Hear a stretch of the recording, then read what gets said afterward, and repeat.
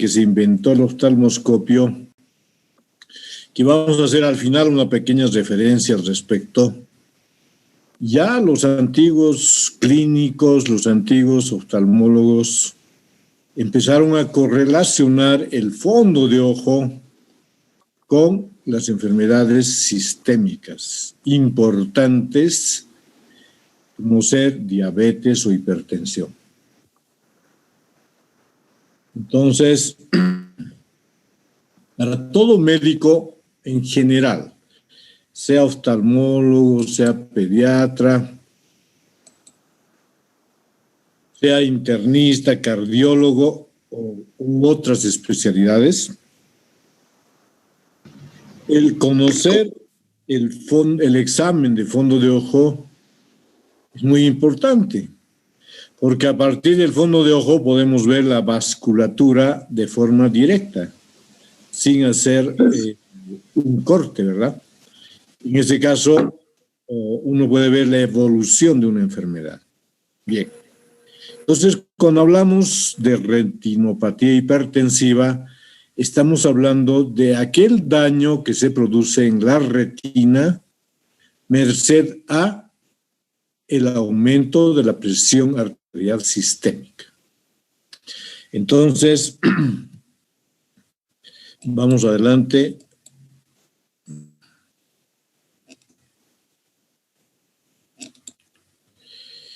Lo primero, recordar la definición de hipertensión arterial sistémica. Yo creo que todos ustedes la conocen. Y vemos lo siguiente, ¿no? La hipertensión arterial sistémica, ¿cómo se define? Como una elevación crónica de la presión arterial sistólica y diastólica. La forma más frecuente de hipertensión arterial sistémica es aquella que no se conoce el origen. Por lo tanto, se denomina hipertensión esencial. Las hipertensiones que no son las esenciales son las secundarias a distintos tipos de problemas generales en el organismo. Fíjense ustedes la frecuencia. Afecta aproximadamente al 40% de la población adulta mundial, que es un porcentaje elevado, y en nuestro medio es también algo parecido. Desde el estudio de Framingham se sabe que la hipertensión arterial es un factor de riesgo cardiovascular importante. ¿Y por qué decimos esto? Porque miren esta diapositiva. Entonces, en esta diapositiva está mostrando, y define, ¿no? La hipertensión es un enemigo silencioso. Cuando se habla de enemigo silencioso, estamos hablando de que no tiene síntomas, ¿no? Entonces puede afectar a niños, puede afectar a adultos, y como dice acá, la Organización Mundial de la Salud la define como una que no tiene sintomatología. Entonces, una hipertensión leve,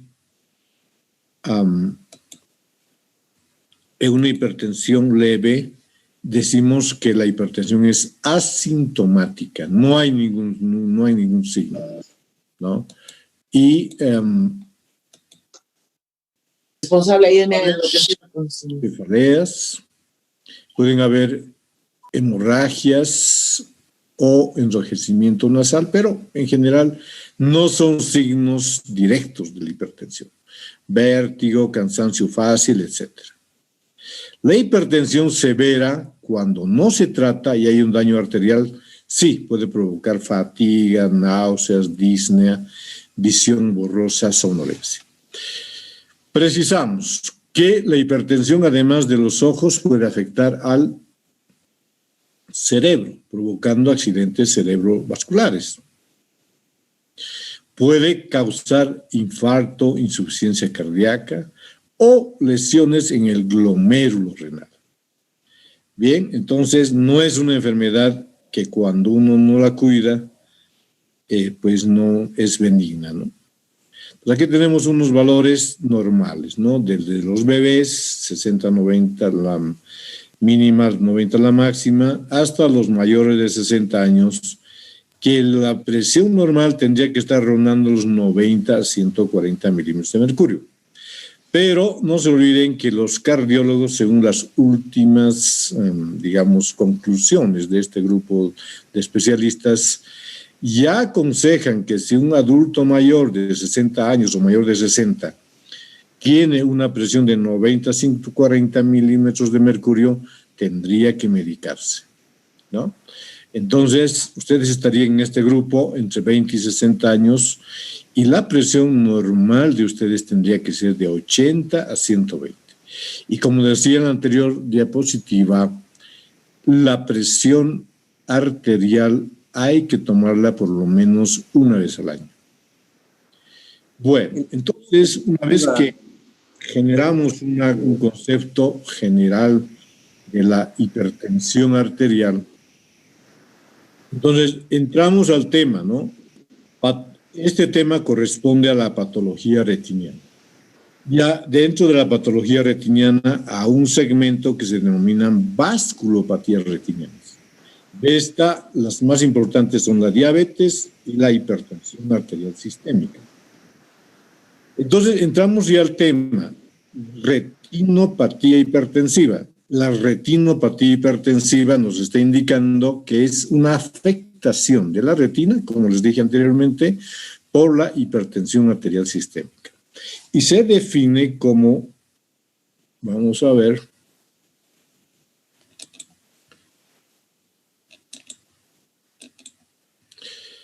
como el daño de los vasos arteriolares, porque las retinas son arteriolas, retinianos causados por la hipertensión. Habitualmente los signos oftalmoscópicos, es decir, que uno ve en el fondo de ojo, se desarrollan cuando la enfermedad está avanzada. En la primera etapa, uno tiene que ser con mucha experiencia para poder advertir los cambios que se producen en los vasos de la retina. La oftalmoscopía muestra contracción arteriolar o vasoconstricción, muescas arteriovenosas, que son los cruces, cambios en la pared vascular, cambia el color de las arteriolas, y en el parénquima retiniano, hemorragias en llama, exudados, focos blandos algodonosos, exudados duros amarillentos, y en casos muy avanzados, edema de papila, que quiere decir que el nervio óptico se edematiza. El tratamiento, como es lógico entender, consiste en el control de la presión y cuando ocurre pérdida visual, el tratamiento de la retina. ¿Cuáles son?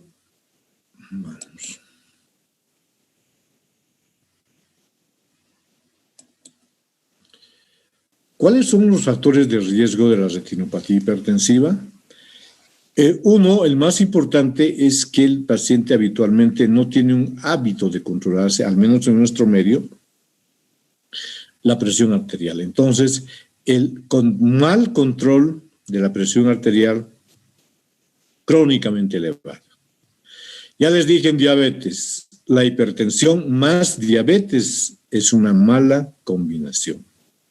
Personas que consumen tabaco de forma crónica, el embarazo también es una condición que empeora el tema de la retinopatía hipertensiva.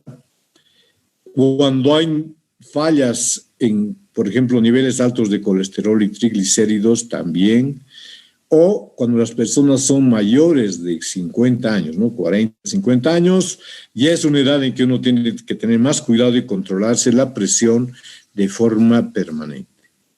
Y factores genéticos que pueden estar presentes también, ¿no? Luego tenemos, entran tarde e incomodan, ¿verdad? Raza, por ejemplo, la raza negra es más frecuente la presión arterial elevada respecto a los blancos y respecto a los latinos, mexicanos, americanos, en estudios que se han realizado en el país del norte, ¿verdad? Herencia, hay una correlación significativa de los familiares en el primer grado. Factores ambientales, el estrés, ambientes psicosociales adversos, niveles socioeconómicos, el nivel socioeconómico, etcétera, y factores dietéticos como sobrepeso, alta ingesta de alcohol, alta ingesta de sal, sedentarismo y baja ingesta de potasio y calcio. Entonces, son los elementos que van configurando a aquellas personas que pueden tener problemas con la hipertensión. Entonces, ¿cómo entendemos la fisiopatología o la etiopatogenia de la retinopatía hipertensiva, ¿no?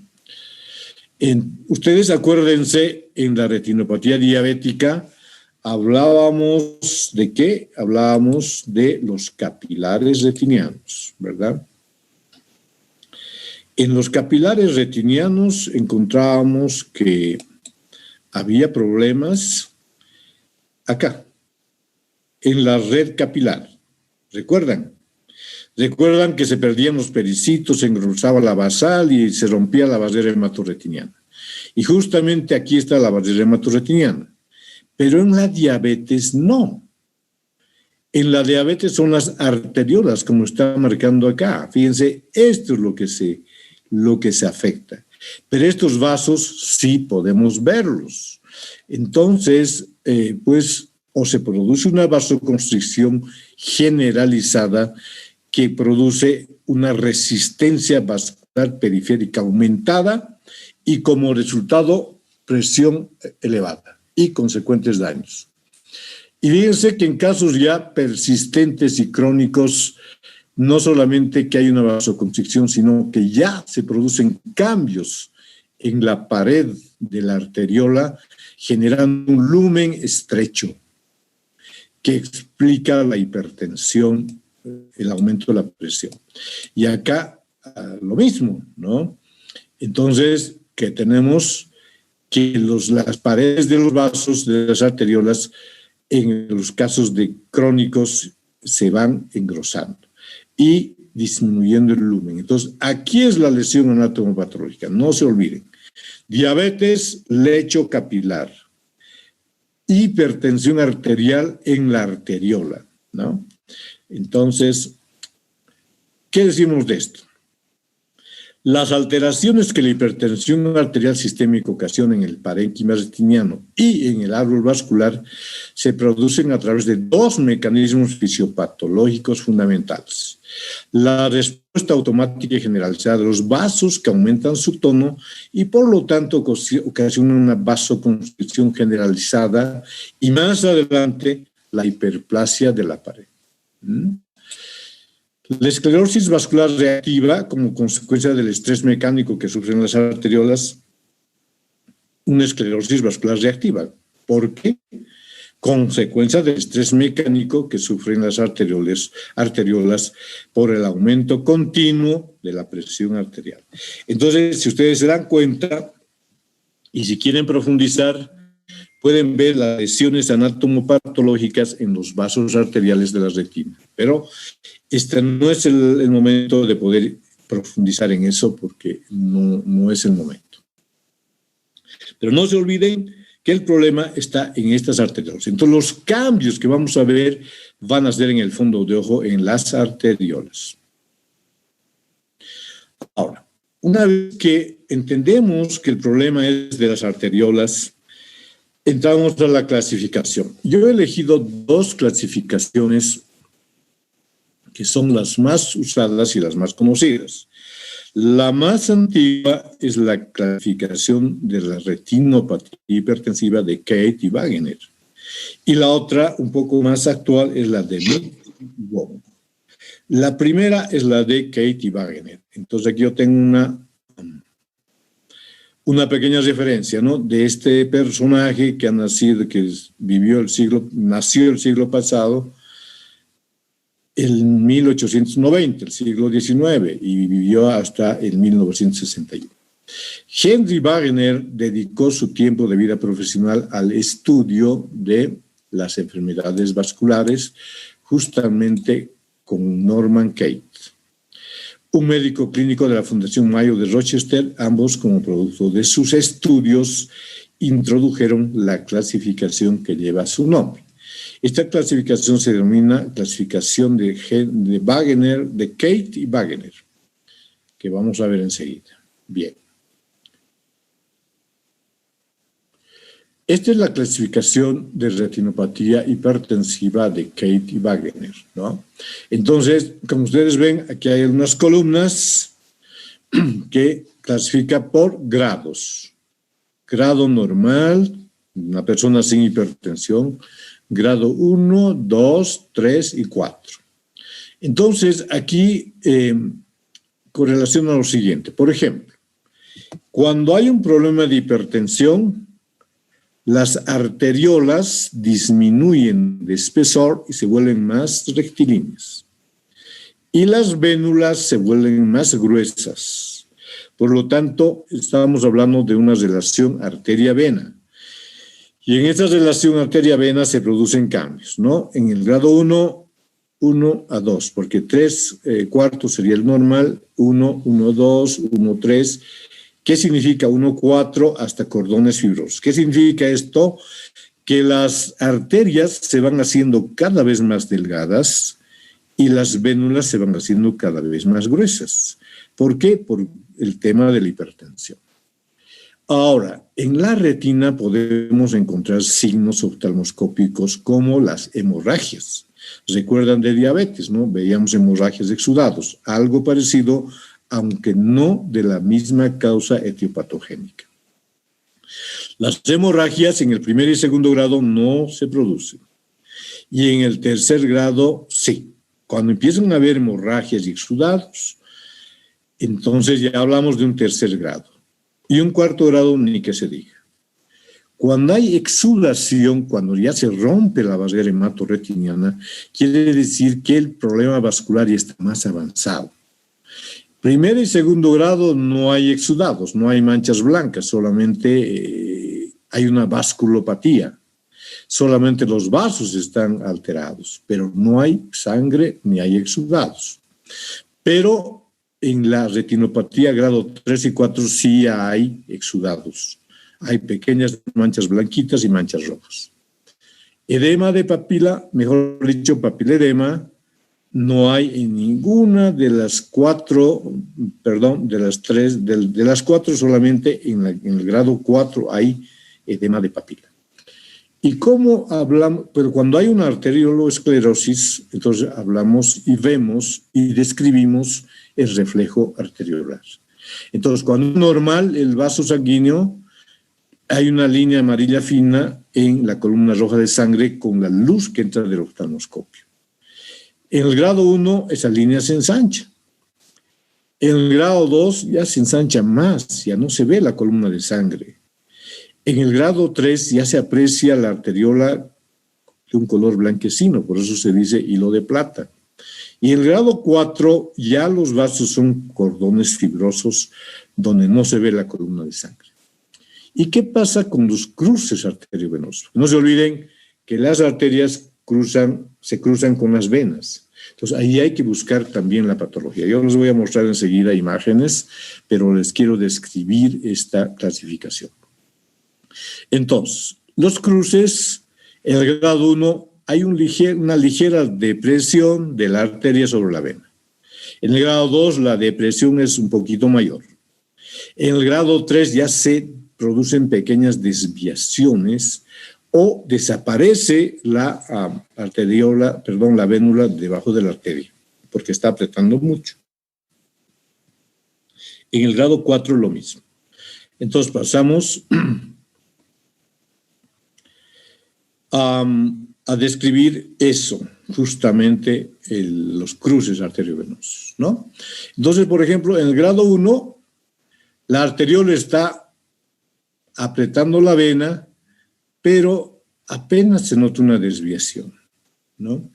La arteriola comprime ligeramente, esta es la arteriola, comprime ligeramente la vena por un estrechamiento arteriolar secundario a una esclerosis. En el grado 2 ya se produce una pequeña desviación en su curso, ¿no? Entonces, miren, aquí en el grado 1 apenas se nota el problema. En el grado 2 y ya la vena está cambiando de dirección.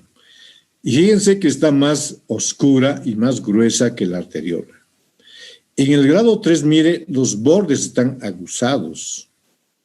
Entonces ya parte de la circulación venosa está estancada y se están produciendo cambios más grandes, ¿no? Entonces, en el grado 3 tenemos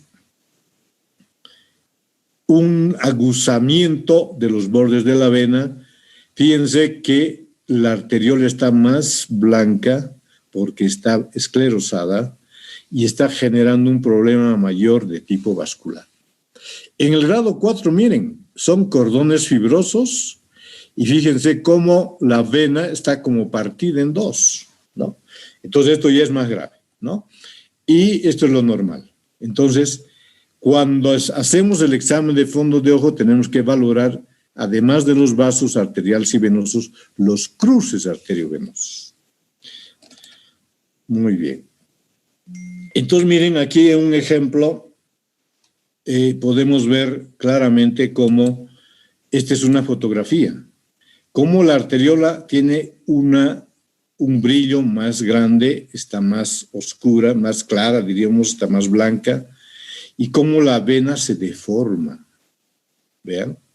Cuando se deforma en forma de S o se pierde la vena, se llama signo de Gus o de Salus, que esa es una terminología antigua.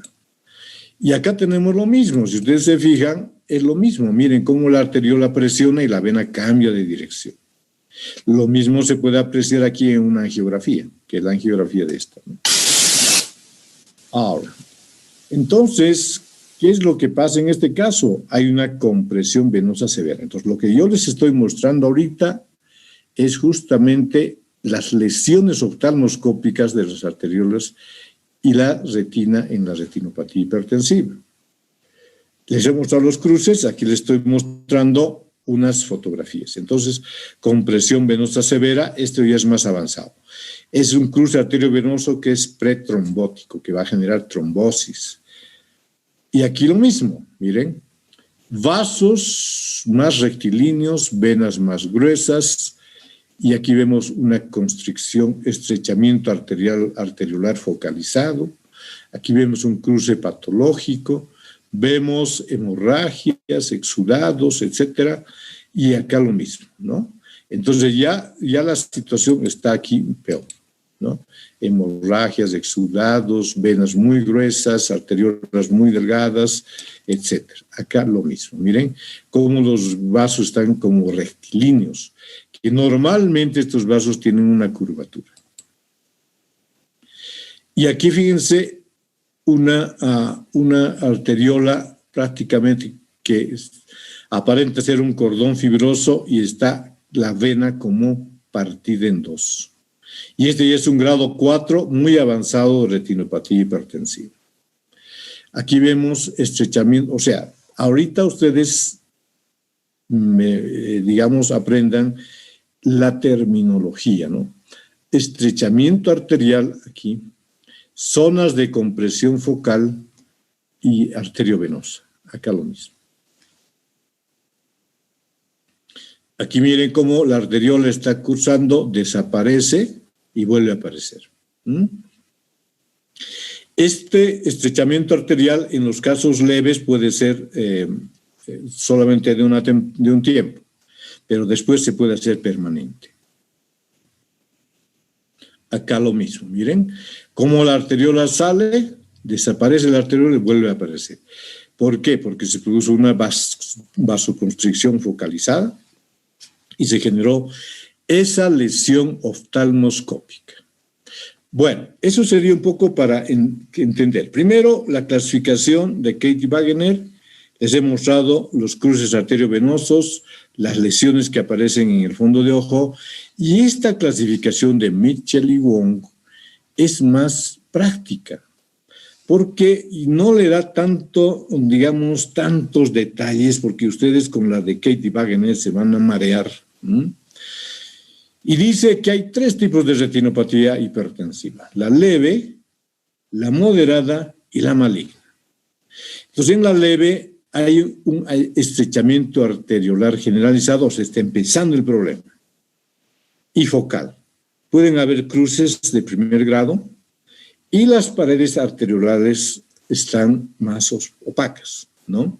Lo que hablaba en la otra clasificación de esa banda que se hacía cada vez más ancha. Pero bueno, las paredes de las arteriolas no se ven tan rojitas porque lo que se ve en el fondo de ojo, esas arterias rojitas, es por el contenido vascular. Entonces, por los cambios en las paredes de las arteriolas, esa pared se opacifica. Pero no hay hemorragias, no hay exudados. En la moderada sí tenemos hemorragias, sí tenemos microaneurismas, sí tenemos exudados, sí tenemos manchas blanco-algodonosas o exudados blandos también, que se llaman, o una combinación de todo esto, ¿no? Y en la maligna, entonces, existen todos estos signos de la moderada, más edema de papila. Pero son presiones arteriales, la sistólica igual o mayor a 180 y la diastólica igual o menor a 120 milímetros de mercurio, lo cual quiere decir que son pacientes con presiones sumamente elevadas, que tienen tratamientos que no responden al tratamiento, que son pacientes que se han dejado llevar por la enfermedad y han llegado a este extremo, es maligna, ¿verdad? Entonces, aquí les voy a mostrar de esta leve moderada algunas imágenes, ¿verdad? La retinopatía hipertensiva leve, que ya les dije que es más una vasculopatía. Entonces, vemos un fondo de ojo, hallazgos, estrechamiento arteriolar generalizado y focal, cruces arteriovenosos de primer grado, opacificación de la pared arteriolar, una combinación de esto, ¿no? Pues aquí tenemos una arteriola que está un poco, digamos, más delgadita, al menos esta, ¿no? Y la vénula está más gruesa. Arteriola, ¿verdad? Más rectilínea, más delgada. Este es el brillo que vemos con el oftalmoscopio y la vénula más gruesa. Está apretando la vénula, está generando ya un fenómeno compresivo. Acá lo mismo, pero no hay hemorragias, no hay exudados, ¿verdad? Entonces, esta sería una vasculopatía retiniana hipertensiva o hipertensiva retiniana. Compromiso sistémico. Entonces, cuando yo veo un fondo de ojo como el que les estoy mostrando, pues no me preocupo porque tengo que bajar la presión arterial y si me lo enviaron del médico internista o del cardiólogo, le digo, tiene una vasculopatía leve, punto. Hay una modesta asociación con riesgos de accidentes cerebrovasculares o enfermedades cardíacas coronarias y también la mortalidad no es muy elevada. ¿Qué quiere decir? Que tiene hipertensión, que está bien controlada o que, digamos, no está causando daño en este momento. Por lo tanto, aquí dice el compromiso sistémico, porque ya estamos estableciendo una correlación entre el fondo de ojo y el estado general de la persona. Modesta asociación con riesgo de accidente cerebrovascular clínico, subclínico, enfermedad cardíaca, o sea que no hay una relación directa. Esta persona está relativamente bien. En estos casos, la agudeza visual está conservada o algo disminuida, pero no hay mucho problema. Entonces vemos otro caso lo mismo, vemos como las arteriolas están más delgadas, las vénulas más gruesas, de repente alguno exudado, pero en general está bien. Y por lo tanto consideramos que esta persona tiene una retinopatía hipertensiva leve de la clasificación de Mitchell y Wong. ¿Qué pasa con la retinopatía hipertensiva moderada? Entonces, yo les había dicho, el grado moderado tiene hemorragias en mancha, en punto, en llama de bujía, tiene microaneurismas, exudados duros, manchas blanco-algodonosas. Entonces, aquí la situación ya es totalmente diferente, ¿no? Entonces, ustedes aprecian cruces arteriovenosos muy marcados, arteriolas muy delgadas, venas muy gruesas. Las arteriolas tienden a ser más rectilíneas porque en las arteriolas tienen un curso flexuoso y, digamos, tienen curvaturas, ¿verdad? Y en este caso se vuelven más rectilíneas o irregulares. Fíjense en las venas, cómo las venas están gruesas, oscuras, irregulares. Miren aquí, por ejemplo, cómo esta vena está como cortada, ¿no? Y es como una, ustedes ven las salchichas en las tiendas, entonces como una hilera de salchichas que estuviera colgada. Esto en el aspecto vascular, y las arteriolas están generando cruces arteriovenosos patológicos de tercer o cuarto grado. Aquí estamos viendo cómo las arteriolas están comprimiendo demasiado las vénulas están gruesas, están estancadas en su retorno venoso, o sea, todo un problema vascular retiniano. Y en el parénquima retiniano vemos exudados, estas manchas blancas, vemos hemorragias en todo el fundus retiniano. Entonces, pero no hay edema de papila. Todavía no hay edema de papila. Entonces, ¿qué nos está hablando? Nos está hablando de esto, ¿no? Compromiso, bueno, que es un grado moderado y que hay hallazgos no solamente en los vasos, sino también en la retina. Este es un grado leve este es un grado menor, pero ya tiene hemorragias exudados del grado moderado, ¿verdad? Entonces, ahora, ¿cuál es el compromiso sistémico? ¿Qué es lo que nos interesa? Cuando ya hay patología en la retina, ya hay exudados, hemorragias, etcétera, hay una fuerte asociación. Ya el problema está presente. Y si uno ve este fondo de ojo, tiene que asustarse, porque hay un gran riesgo de accidente cerebrovascular clínico subclínico. Hay un gran riesgo de un infarto de miocardio y el índice de mortalidad está alto cuando uno ve este fondo de ojo. Agudeza visual ya está comprometida, que puede estar moderada o severamente comprometida. En este caso estará moderadamente comprometida, en este caso lo más probable que esté severamente comprometida. Entonces les voy a mostrar, pero todavía no hay edema de papila. Indudablemente uno correlaciona esto con el estado general de la persona. Lo ve que el paciente está obeso, que fuma, que no se controla la presión, que hay meses que toma su medicación, meses que no toma. Entonces, porque en realidad el fondo de ojo es un estudio, digamos, que nos va a ayudar a interpretar, ¿verdad? Si yo veo un fondo de ojo de esta naturaleza, me puedo imaginar que en el cerebro también hay hemorragias, hay un montón de cosas. O me puedo imaginar que en el riñón el glomérulo está afectado.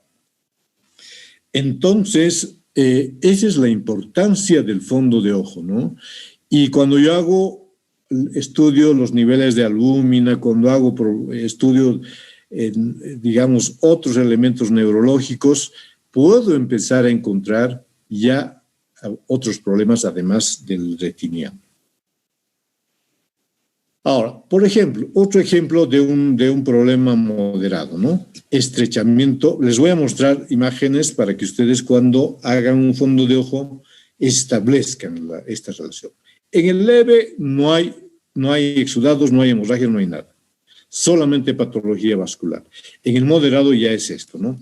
Estrechamiento arteriolar, las arteriolas aparecen rectas, signos de esclerosis, que es disminución de la transparencia de la pared vascular. Puede haber envainamientos vasculares, cruces arteriovenosos de distinto grado, zonas de compresión focal y también compresión arteriovenosa. Entonces, en este vemos un grado moderado, pero todavía no muy avanzado, pero sí ya se ven hemorragias, exudados en el fundus retiniano. Fíjense en esta imagen que se ven exudados y que cuando los exudados afectan la mácula se da este nombre, ¿no? Estrella macular. Esta es una estrella macular incompleta, porque fíjense, la estrella macular completa tendría que ser alrededor de la mácula una imagen en estrella, ¿verdad? Y aquí tenemos un cruce arteriovenoso patológico, tenemos un exudado que está afectando la mácula y tenemos un exudado algodonoso. Entonces, si yo tengo un paciente que me dice, sabe doctor, tengo una hipertensión de hace 10 años y que no me estoy controlando bien porque, no sé, vivía en la provincia, no lograba conseguir la medicación, y ustedes ven este fondo de ojo y la agudeza visual disminuida además, ¿no? Porque aquí ya está comprometida la mácula. Entonces uno ya empieza a pensar, ¿no? Y dice, caramba, este paciente está descuidado. Y su riesgo sistémico es grave y su riesgo visual también. Entonces, el mayor apoyo a este paciente, uno tiene que ser muy drástico en exigirle de que se controle adecuadamente. Otra imagen, por ejemplo, sería esta. Y en esta es más o menos similar a la que vimos anteriormente, en la cual podemos encontrar de todo, ¿no?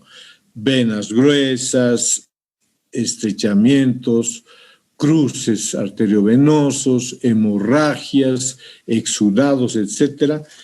Es un problema muy avanzado. Y nos está indicando que está yendo hacia una neuropatía hipertensiva. Acá lo mismo, estrella macular, miren esta característica del exudado en la mácula.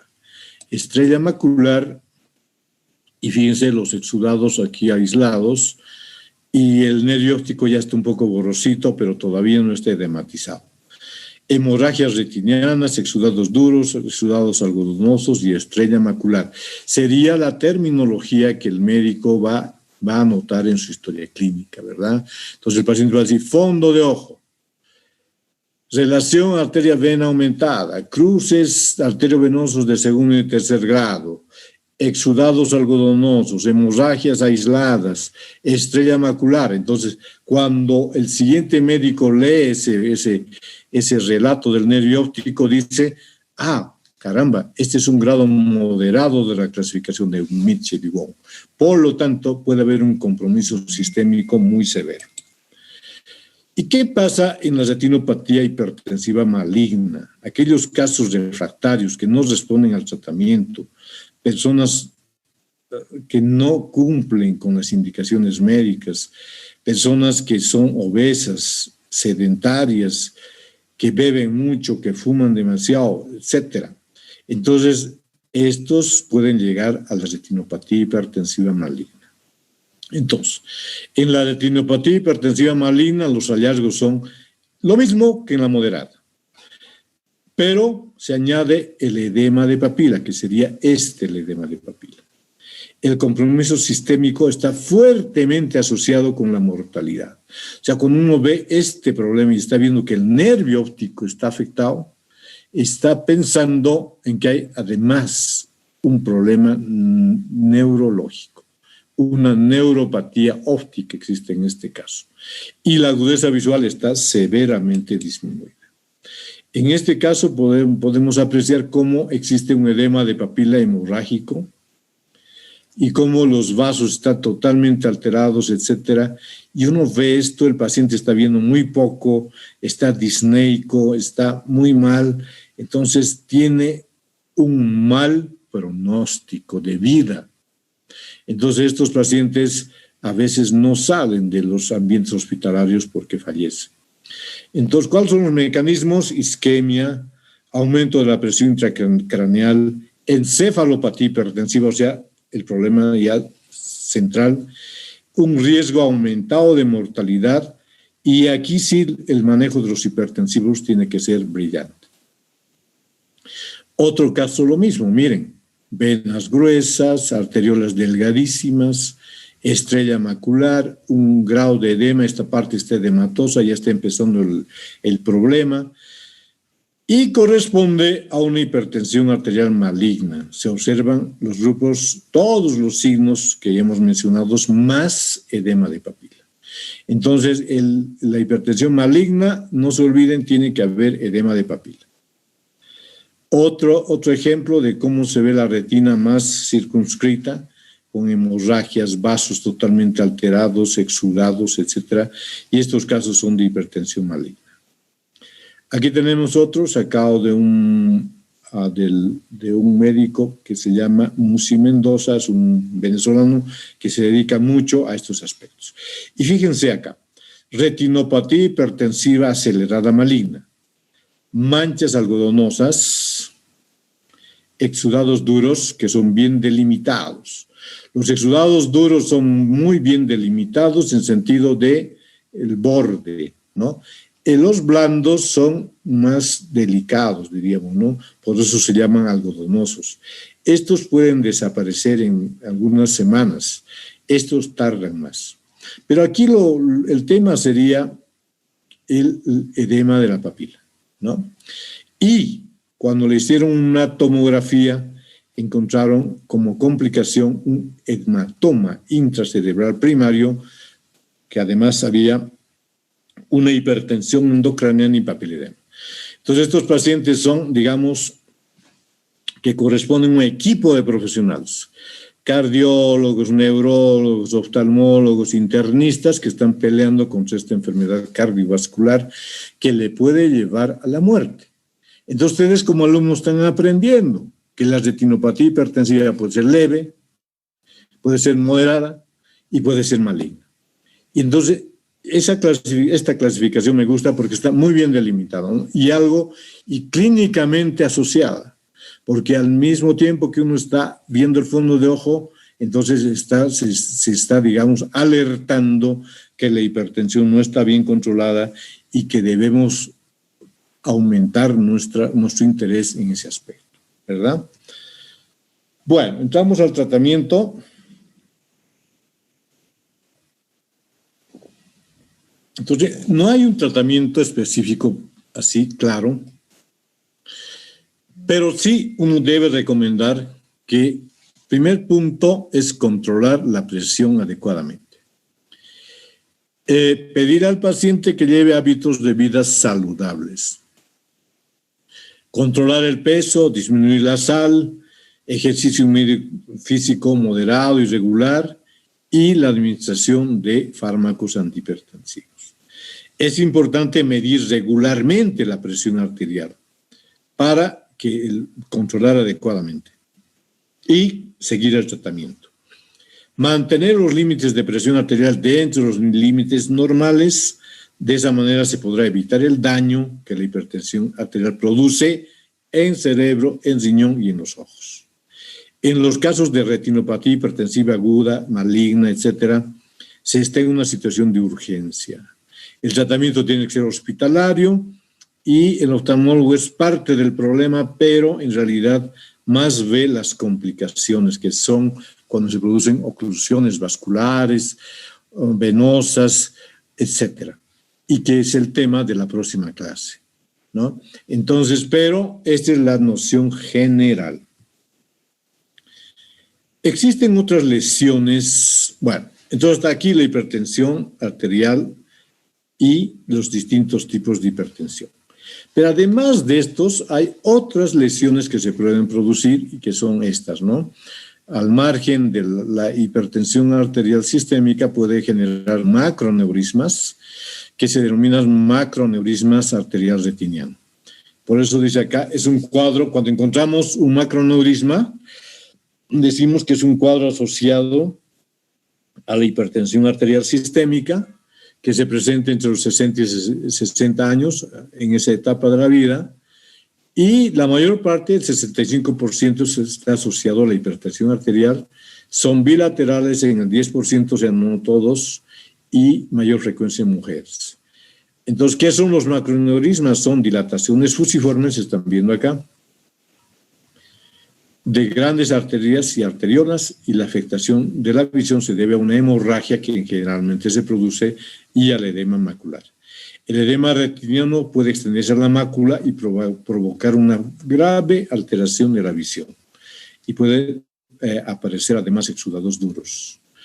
Además de eso, puede afectar la coroides, no solamente la retina, sino la coroides. Y a eso se llama coroidopatía hipertensiva. Puede, como dice acá, la hipertensión produce falla del tono simpático, necrosis de las coriocapilares y estos desprendimientos serosos de la retina. Y esto es lo que caracteriza la coroidopatía hipertensiva. Pero ya estamos hablando de una afectación mayor, no solamente retina, sino además coroides, que es la capa vascular por excelencia. En el caso de los problemas de eclampsia, ustedes saben que la eclampsia es un problema tóxico que afecta a una mujer embarazada, en la cual se eleva la presión arterial y puede generar daño en el ojo. Entonces, retinopatía en la eclampsia se asocia a una retinopatía hipertensiva. Cuando es leve, hemorragias y constricción arteriolar que una vez que se produce el parto desaparece. No se olviden que la eclampsia es un problema tóxico, ¿no? Que la persona tiene una presión arterial elevadísima por el momento en que tiene un bebé. En estadio severo y en la eclampsia, que es el grado siguiente a la preeclampsia, se puede producir desprendimiento de retina, oclusiones arteriales, neuropatía óptica isquémica, papiloflebitis isquémica, neovascularización periférica y ceguera cortical causando pérdida visual. La ceguera cortical es por edema del lóbulo occipital, pero puede ser transitoria. Entonces, cuando estén cursando ginecobstetricia, ustedes tienen que entender que cuando hay un paciente con eclampsia, sospecha, inmediatamente preguntar la visión. Si la visión está conservada, disminuirá. Sugerir al docente, y si son médicos ya, de hecho, hacerle un examen de fondo de ojo para ver que no hayan lesiones como consecuencia de la hipertensión. Entonces, como está en riesgo el niño, el producto, entonces uno a veces se aboca a salvar al niño, etcétera, y se olvida del ojo. Pero yo he visto algunas mujeres que se presentan con problemas en la retina tras tener una hipertensión aguda en este tipo de enfermedades. Entonces, este es un problema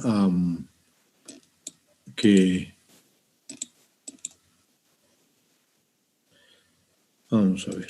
Este es un problema que hay que tenerlo presente, ¿no? El problema de la hipertensión que puede generar daño en el ojo en la eclampsia. Y acá una pequeña, digamos, un tema histórico, ¿verdad? Charcot, ustedes saben, un médico que en anatomía uno tiene idea, avanzó, fue fundador esto es siglo XVIII, fundador de la neurología moderna y creador de la primera cátedra de neurología del Hospital de Saint-Péter. Pocos años después de la invención del oftalmoscopio. ¿Quién inventó el oftalmoscopio? Hermann von Helmholtz, este señor que está acá, ¿verdad?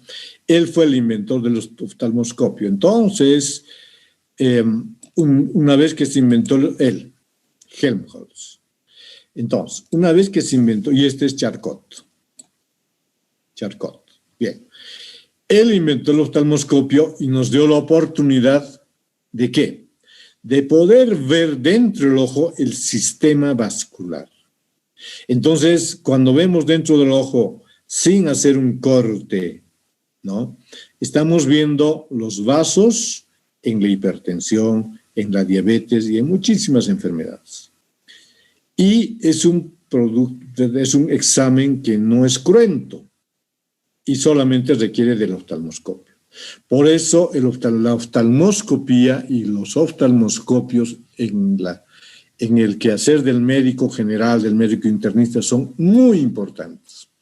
¿Y qué decía este señor Charcot? Que decía, la oftalmoscopía es la anatomía patológica realizada sobre el ser viviente.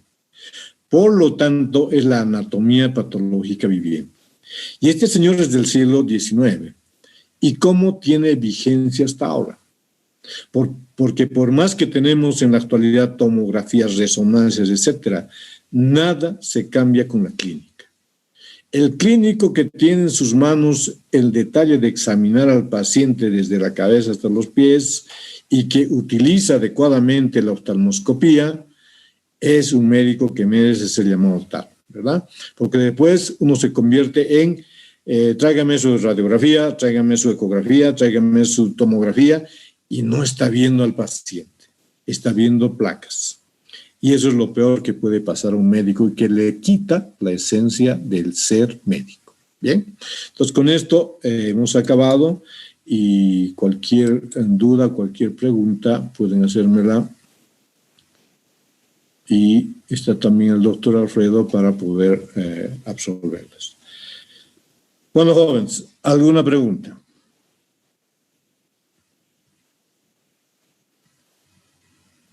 Hola, jóvenes.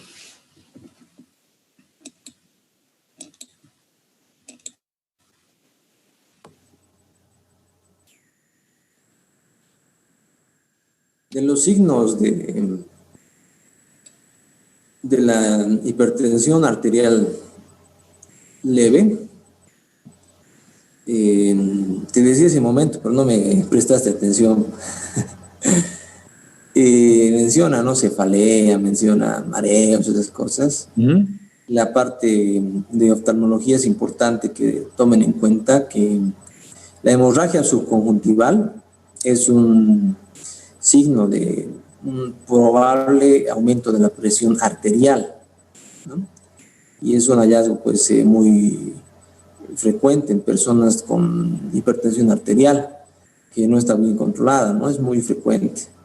Generalmente asocian a eso, ¿no? La hemorragia subconjuntival asociada a dolor de cabeza. Entonces, fuera de la retina, ese es un detalle importante que hay que evaluar. Porque si es que, y más si es que esa repetición, si es una persona mayor de 50, 60 añitos, tiene hemorragia subconjuntival a repetición, no está con un tratamiento, no se ha controlado hace mucho tiempo y tiene esas hemorragias subconjuntivales, hay que tener en cuenta eso, que la hemorragia subconjuntival para el ojo como tal no representa mayor problema ni mayor peligro, pero nos alerta de la situación de del riesgo cardiovascular de esas personas. Perfecto. ¿Hay alguna pregunta, jóvenes?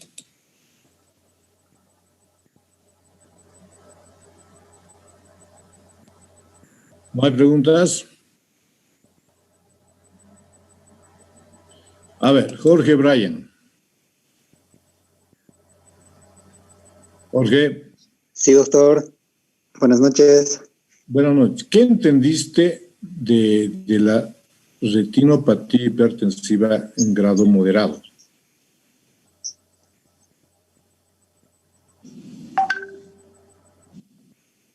Disculpe, doctor, no lo escuché muy bien. ¿Qué entendiste de la retinopatía hipertensiva grado moderado?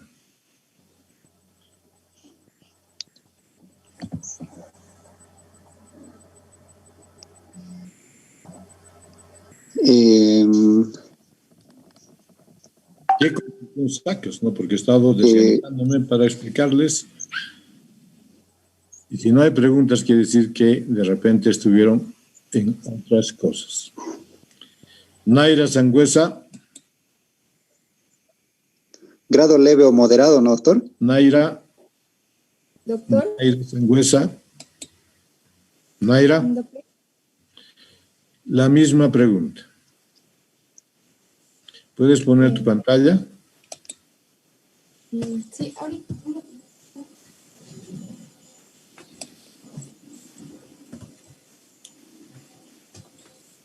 Bueno, doctor, ¿me ve? Sí. A lo que comprendí, doctor, que en este caso, aparte de las hemorragias que se va a presentar, va a haber un compromiso sistémico. Y también, o sea, hay una vasculopatía, hay retinopatía porque hay hemorragias, hay exudados, y lo más importante es que cuando vemos esa imagen, hay que estar atentos porque va a haber un compromiso sistémico. Muy bien. ¿Alguna pregunta alguien quiere hacer? Para que, si no hay preguntas, yo les pregunto a ustedes.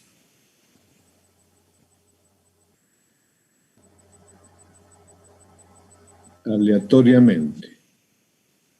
Nadia Ninet López es, ¿no? Nadia Ninet. Acá. Nadia.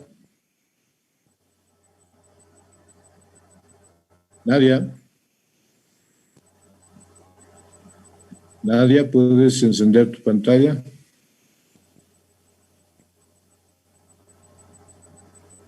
Nadia.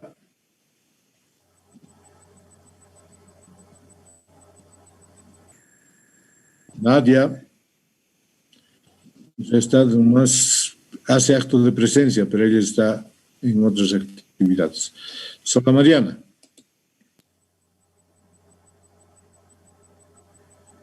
Sola Mariana. Disculpe, doctor, se me vino una pregunta así de repente.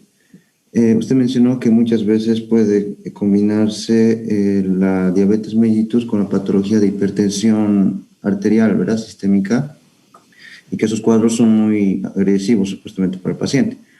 Entonces, supongamos que yo con las dos patologías en algún momento llegara a descompensarme en una de ellas, ¿cuánto tiempo podría pasar para que tenga ese cuadro grave de retinopatía? Bueno, mira, en realidad dependerá de la severidad de ambas, ¿verdad? Pero lo que yo les dije es de que cuando se presentan las dos patologías al mismo tiempo, entonces se generan mucho más problemas que solamente controlando una, ¿verdad?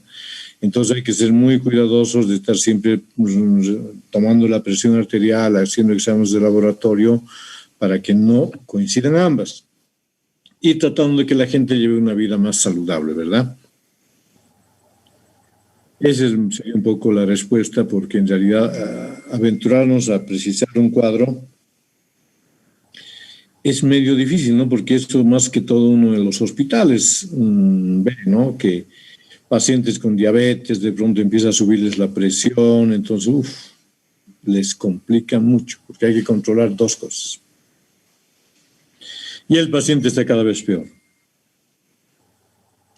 Bien, ¿alguna pregunta más? Me parece interesante su pregunta porque en realidad le está quedando algo, ¿verdad?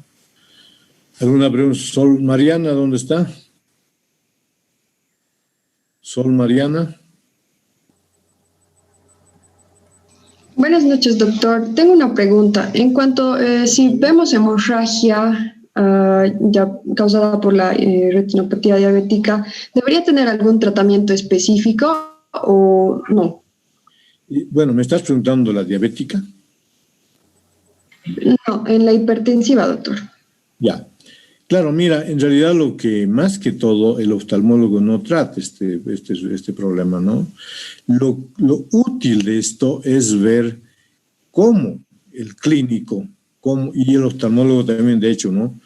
Puede darlo, digamos, evaluar la evolución de la enfermedad.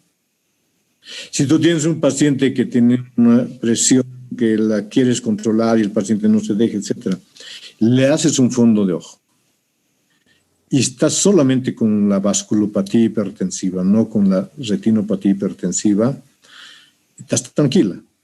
Pero si pasan unos meses, un año, y vuelve y empiezan a haber signos de hemorragias, entonces no hay un control adecuado de la presión. Entonces te está indicando que algo no está marchando. El paciente está con mucha complicación o, de hecho, pues no está cumpliendo su tratamiento. Y en caso de que veamos esa hemorragia, lo único que nosotros podríamos llegar a hacer es darle antihipertensivos, por decir. Correcto. ¿Por qué? Porque las hemorragias se absorben. Los exudados también se absorben de una u otra manera, cuando se controla el proceso. Solamente se hace tratamiento de retina cuando hay problemas como complicaciones, edemas, oclusiones vasculares, etcétera. Entonces, ahí sí el oftalmólogo interviene. Pero siempre el oftalmólogo está supeditado al control del médico internista y del médico general, ¿se da cuenta? Entonces, lo que esta presentación, el mensaje es ese, ¿no? Aprender a discriminar y correlacionar la clínica con el fondo de ojo, ¿verdad? ¿Por qué? Porque el tratamiento del hipertenso es multidisciplinario y todos debemos estar atentos, ¿verdad? Alguna vez yo tuve un paciente que me decía, ¿sabe, doctor? Estoy bien medio borroso. Yo le hago el fondo de ojo y encuentro una retinopatía moderada. Y le digo, vaya al cardiólogo, por favor, y será unos 3 o 4 años atrás. Y el año pasado vuelve el paciente y me dice, mire, doctor, ¿y cómo está? Le digo, me acordé, porque estaba en la historia clínica. ¿Y cómo le fue con la presión, etcétera? Gracias a usted me salvé porque el cardiólogo me encontró muchos problemas. Y estaba al borde de un infarto de miocardio y justamente usted me dijo que vaya, yo no sentía nada, me dice, yo no sentía absolutamente nada, nada más vi un poco borroso y nada más. Y el cardiólogo le dijo, caramba, qué bien que viniste porque estás en un momento preciso. Y claro, entonces ahora él ya se controla bien, ya no tiene lesiones en la retina, o tiene, pero mínimas.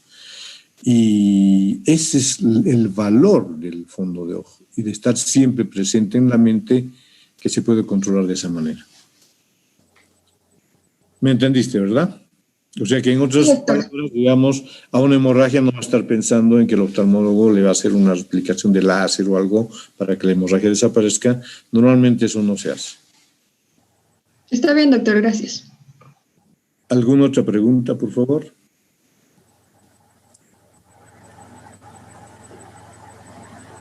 ¿Alguna acotación, doctor Alfredo? No, yo pienso que está claro el tema, ¿no? Lo que sí me he fijado que creo que llegamos a unos 70, 80 participantes, ¿no es cierto? Más o menos. Acaba la charla y mira, ya hay 46. Una estampida. Entonces, pero es un poquito falta de respeto, ¿no? Porque es como si te saldrías de la aula de clases cuando el docente está hablando o preguntando. Además, ahorita me acabo de fijar en los participantes y mira, hay 2 personas que no tienen nombre. Hay 2 puntos, un punto negro, otro punto anaranjado. Eso también, yo no sé, estarán espiando, estarán de incógnitas, o serán agentes secretos. Muy no sé. Sí. Yo, mira, tú sabes que yo tengo ya muchos años de trabajo y de experiencia. Lo más importante en el docente es poner todo su empeño en brindar al alumno las posibilidades. Pero depende ya del alumno. Ya uno no le puede obligar, ¿verdad? Y esto ocurre aquí y también ocurría porque